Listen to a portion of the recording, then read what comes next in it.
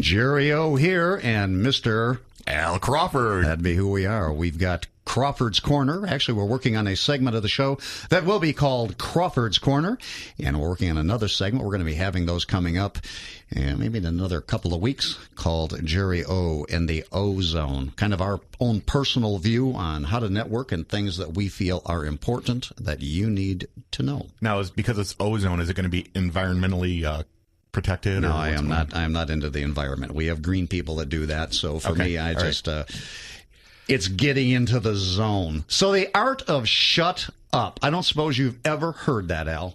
Actually, my whole life I've been hearing.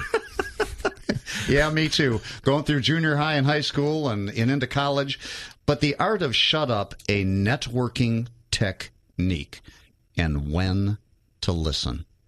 It is probably one of the most crucial things that I've learned over the last couple years, is that my whole life I always thought that, you know, the more you talk, the better off you are.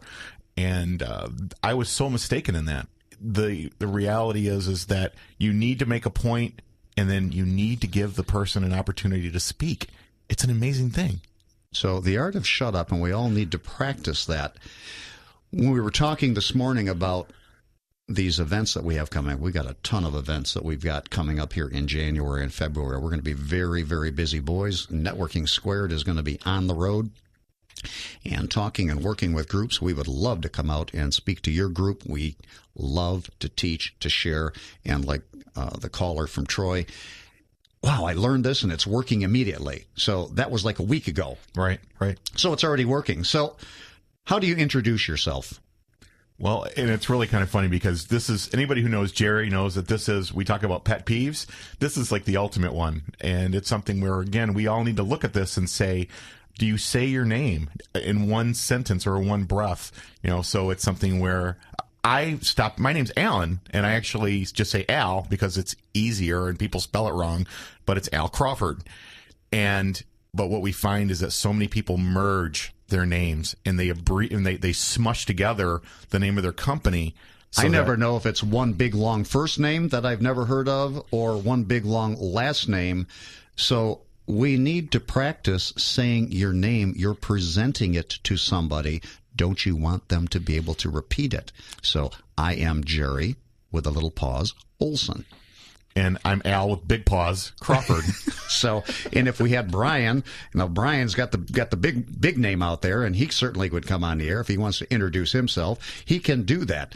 So I want people to say their name correctly, but you've got to make it so that they can understand it. So I'm Jerry Olson. Just like if they had to write it down, you would pause.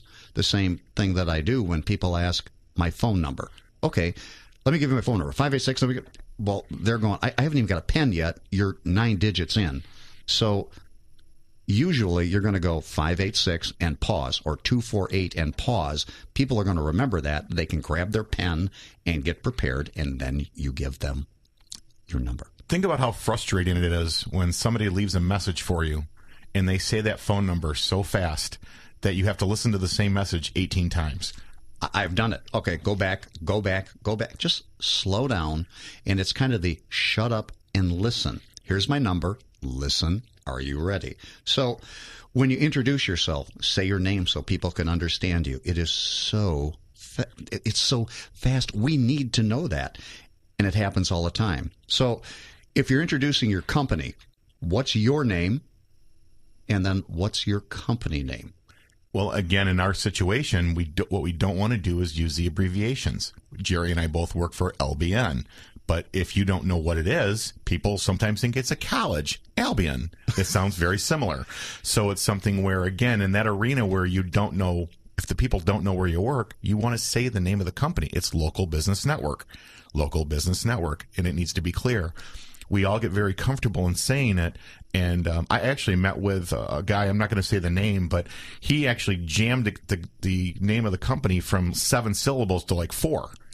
And I had no idea what he was even talking about, but he did. In his brain, he was saying it, but he wasn't listening to it. So it was all compressed. So when you're introducing yourself and at these events, and we want to talk about how to do events, and this is something that when Networking Squared comes out to speak to your companies, your business, your groups that you're in, we teach all of these things. Most of them are common sense, but you just need to hear it. So Give me your company name, what you do.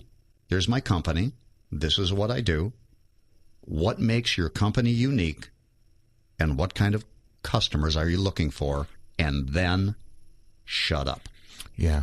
It is. It's an amazing thing. And one of the people, actually, Dan Walker, who I've just learned a lot, he was actually on our show on the first couple that we did from Rivers End Consulting. He's in Toastmasters with us, and he was probably the person who changed everything. The guy is an amazing speaker, and what he uses as his main tool is silence. And it was the strangest thing. If you think about when you do a presentation or if you're speaking, if you're throwing in ums and uhs and those types of things, those are times that you just need to shut up. It's okay. You don't have to make noise every second.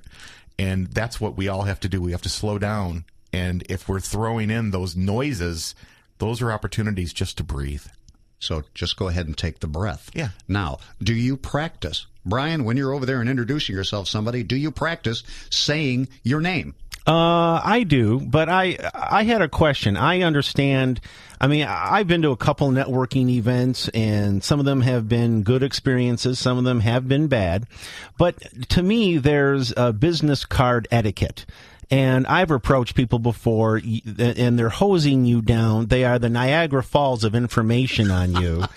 And, everybody's handing you their business card before you can even say hello. And I think there's business card etiquette. Maybe I don't want your business card, but everybody's walking around throwing them around the room like Frisbees. And I didn't know, is there proper handing somebody your business card etiquette? You bet there is. And there are a lot of philosophies on that, Al and Brian, and thank you for joining in. Mm-hmm. There are some people that absolutely believe you must earn the right to get my business card and ask for it. I am not going to throw them at you. So I think that's the best way to go. And here's the reality is that when I go to a networking thing, I mark my cards. So when I'm getting my business cards, I'm looking, if you were a person that just handed me your card, that card is being folded, it's going in my pocket, it's going in my garbage. You need to earn it. I need to know who you are, and I need to understand what you do before that card's ever going to make it in my circle. Well, that's the kind of stuff that we're doing. And it's interesting having Brian with us because he's learning about networking, and he kind of slows Al and myself down when we're going too fast because we're so used to doing networking. And he's going, hold on a second. What exactly does that mean? Or how does that tie in with what we're trying to do? But I can appreciate what Al just said. You have to earn the card. But again, the last networking event that I went to over the summer, as you're walking in the door, people got, that stack of 1,000 cards in their hand, and they're just handing all these cards to you, maybe for, a business or a service that I don't even need. And I just thought that was rude to walk up to someone to say hello, and automatically out comes the card. Yeah, and I think it's a credibility issue. I think that if you don't want to be that person, because that person, to me, has very little credibility if they're just shoving it down my throat. Mm-hmm. And that's really how the social media has really taken the place. It's why email is now dropping in exposure because you're invading their space. And what happens is in these conversations, if you're having a conversation and you've earned that card, then I think you're going to be much better received by people. Mm-hmm. And I've seen a lot of different, especially in my field, there are business cards, that actually glow in the dark. And I keep my personal one, very simple, not with a lot of graphics, not with a lot of fancy, coatings on them or something. If someone hands me a card that is shiny with neon, that to me, again, it's, I don't find that credible. I want a good, clean card that tells me about you. It doesn't have to glow in the dark or be shiny. Just to me, it's keep the card basic and right to the point. Well, when we talk about basics, and that's I'm going to go back here. So, what's your name? The name of your company? What do you do? What makes you unique? What kind of customers are you looking for? And shut up. Yeah, and I think as far as with the business cards, it's something where you need to think about. Simpler, in my eyes, is better in a lot of cases because what we are looking for is that I need to have the ability to write on your card. If you have a glossy card that's printed on both sides, I have no way to write on it. Drives me out of my mind. Right. Drives me nuts. Yeah, and so, I've got my Sharpie and I'm trying to, or I'm doing the thing where I'm actually just engraving on it and holding it up to the light later to see what I wrote. Mm-hmm. Yeah, so you have to think about those things. If you're using the cards for the purpose of doing face-to-face networking, simpler is better in my eyes. All right, well, we're going to talk about cell phones, cell phone messages, and your cell phone greeting. I've got a couple of things that I want to talk about that on this next segment. I've got a couple of real issues, and that is going to be my segment of pet peeves. Al? Actually, mine's in the same boat, so we can kill both pet peeves at the same time. So pet peeves, I love Networking Squared and all of the things that we've got going on. We are building the show each week, and each month that we do it, I don't know, we're going to start needing 2 hours, buddy. Hey, get those sponsors lined up, bud. I'm willing to do it. All right, let's get those people lined up and get them on the show. Networking Squared, thank you. Saturday morning.